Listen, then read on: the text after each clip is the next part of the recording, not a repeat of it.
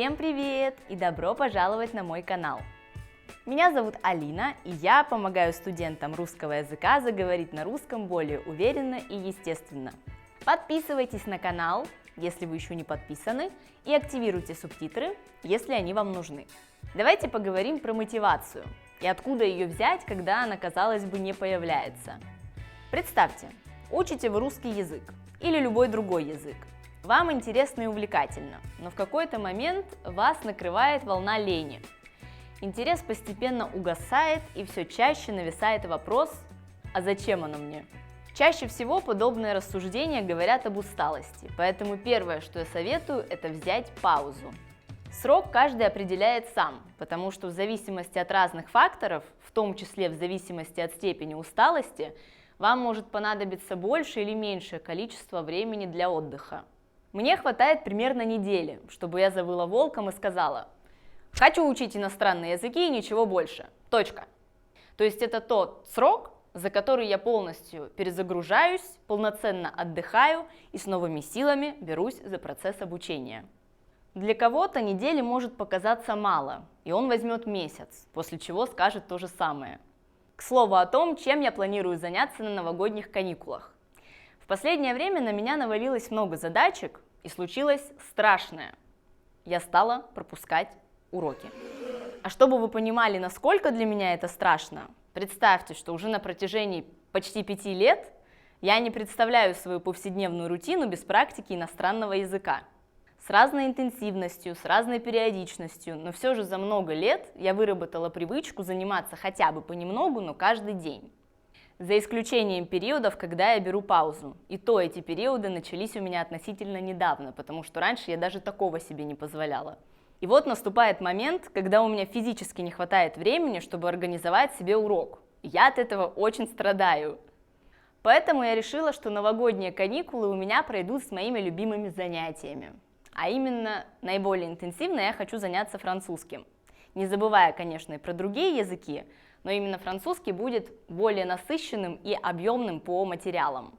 И я чувствую, что моя пауза длилась слишком долго. Я очень соскучилась. Для меня это не работа, не что-то скучное и обязательное. Это хобби, которое я не хочу забрасывать и которым хочу заниматься как можно чаще. Моя мотивация после паузы просто в космосе. Поэтому это первое, что бы я советовала сделать, если вам становится нудно и, если сказать в более сленговой форме, не идет. Не идет значит, что что-то не получается, но не потому, что у вас нет знаний, а потому, что у вас нет сил и энергии.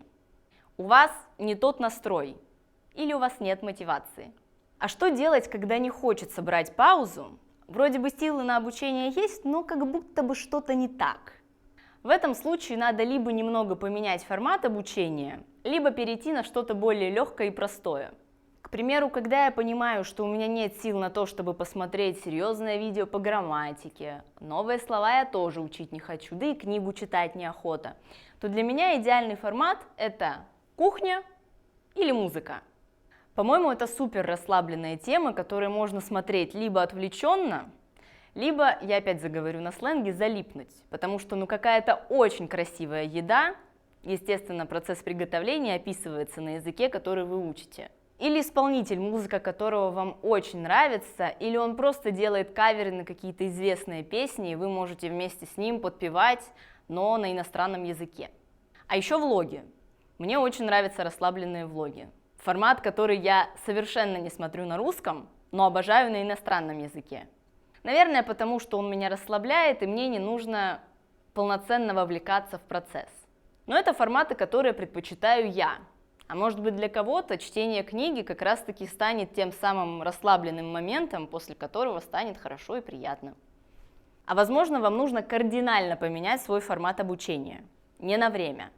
Представьте ситуацию, когда вы занимаетесь в группе, и когда до вас доходит очередь говорить. Вам становится очень сложно начать, вам кажется, что вы все забыли или ничего не знаете, начинаете сравнивать себя с другими и думать, что языки это вообще не для вас, потому что вон уже сколько учу, а толку никакого. Конечно, мотивация в этом случае будет теряться, потому что вы не видите положительного результата своим трудам. А потом пробуйте формат частного урока 1 на 1 с преподавателем, и, о чудо, у вас начинается бесконечный поток слов. Вы сами в шоке, откуда это знаете, ведь на уроках вы, мягко говоря, были не самым лучшим студентом. Но оказывается, дело в том, что вы просто жуткий интроверт, и вам гораздо проще заниматься индивидуально, а не в группе, с преподавателем, который полностью подстраивается под вас. И у вас нет ни страха, ни волнения, ни белого листа перед глазами. Вы чувствуете, что в вашей голове много знаний, и от этого мотивация только растет. Вывод. Надо пробовать разные форматы и искать тот, который подойдет вам, и который не будет отнимать желание учиться дальше. Третий совет. Используйте язык, практикуйте его. Если вы не будете этого делать, то очень скоро вам станет непонятно, зачем вы этот язык вообще учите. Если вы только не повернутый полиглот, и вам просто нравится копаться в структуре языка и учиться мыслить по-новому. Если вам не с кем практиковать язык, говорите сами с собой. Я уверена, что многие на своем родном языке постоянно ходят и что-то бурчат. Так вот, бурчите на иностранном языке. Описывайте свои действия, предметы вокруг, ситуации, все что угодно. Но вообще, в мире, где есть интернет, найти себе собеседника, с которым можно практиковаться, не такая уж и проблема. Комментарии в соцсетях, кстати, тоже отличная практика. И даже здесь можно найти себе собеседника, человека по интересам, с которым потом получится практиковать язык. Вообще, я бы очень хотела вам накидать мотивационных фразочек типа «Давай, у тебя все получится, представь, что через год ты свободно будешь говорить на русском языке, общаться с носителем, смотреть фильмы в оригинале, возможно, даже без субтитров». Но большого смысла в этом нет. И причина банальна. Твердо замотивировать человека может только он сам. Мои фразочки вы просто послушаете, на 5 минут подумаете, что да, будет классно, но потом ваш голодный кот попросит у вас еды, вы пойдете его покормить и все забудете. Ну, либо послушаете, а потом все равно сделаете по-своему, потому что мотивация исходит изнутри. На самом деле это очень важное умение, самомотивация. И это одно из тех качеств, которые я хочу в себе развить в ближайшем будущем, потому что в каких-то сферах жизни оно у меня прекрасно проявляется, а в каких-то находится на нуле. Надо исправлять. Но все же я попытаюсь поделиться с вами немного своей страстью к иностранным языкам. Может, у кого-то огонечек-то и разгорится.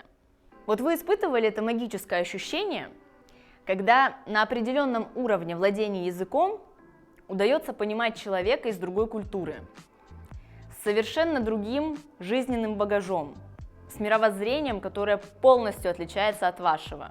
Этого ощущения не возникло бы, если бы вы не знали родного языка этого человека. И, возможно, вам бы хотелось его понять, но, увы. А тут вы вместе шутите, вы на одной волне, у вас совпадают интересы, вы отлично проводите время и думаете. Мы из разных стран, говорим на разных языках, но это совершенно не мешает нашему общению. Это не тот случай, когда хочется кого-то узнать, но ты не можешь, потому что между вами есть языковой барьер. Между нами нет барьера, мы открыты друг к другу. Люди, которые не учат иностранные языки. Блин, ребят, вы столько теряете. Это же такое расширение горизонтов. Это другая система мышления. Вы понимаете, как и, главное, почему человек из другой культуры мыслит так, а не иначе. Вы становитесь более открытыми, потому что понимаете, что кроме вас и ваших мыслей есть еще такие миллиарды. И они не такие, как ваши, они просто другие. Вы знакомитесь с новой кухней, с новой музыкой, с новыми устоями, с новыми традициями, с новой жизнью. Я не представляю своей жизни без иностранных языков. Это то, что меня вдохновляет, развивает, приносит ощущение удовлетворения и положительные эмоции, конечно. Я готова говорить об этом часами. Это может быть и есть не скучно и интересно. И, естественно, я в числе тех, кто призывает руками и ногами всех к изучению новых языков. Как только в вас разгорится эта страсть, остановиться будет уже сложно, поверьте. Присоединяйтесь. Новый год тем более, когда начинать, если не сейчас. Желаю вам в новом году мотивации и желания делать то, что вам хочется. Успехов в изучении русского или любого другого иностранного языка. Начало чего-то нового и совершенно прекрасного. Спасибо, что смотрели, и вперед в 2024! Пока!